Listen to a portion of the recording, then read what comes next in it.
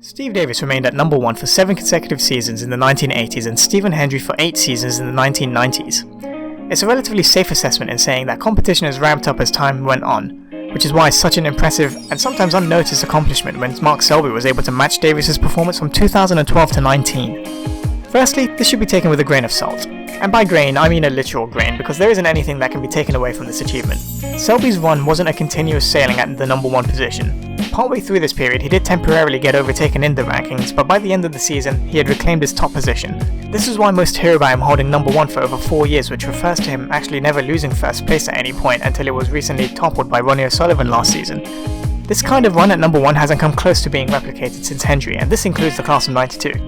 Given that they were each other's main competition while other talents were still emerging is perhaps the reason they weren't able to achieve this.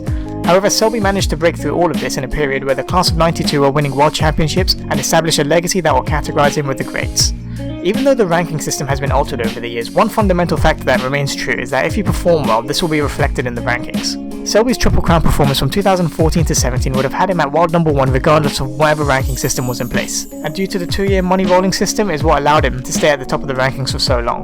Considering how the rankings used to only be updated once a season, but now is effectively updated after every tournament, made Selby's accomplishment even more impressive, as his position could have changed at any point.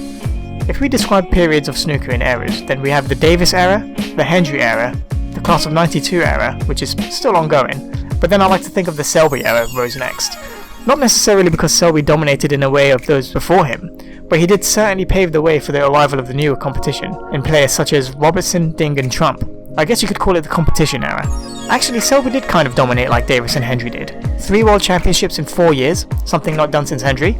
During this period, he was able to win 5 ranking events in a single season, tying Hendry, O'Sullivan, Ding and Trump.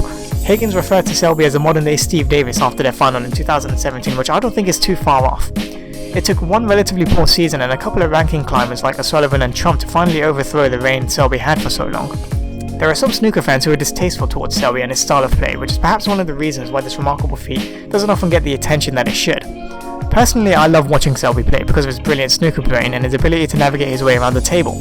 Realistically, Selby is only 3 or 4 good seasons away from being able to match the likes of the Trinity, which are Davis, Hendry and O'Sullivan, and I think he's a player who will be able to stand the test of time long enough to try and make this happen.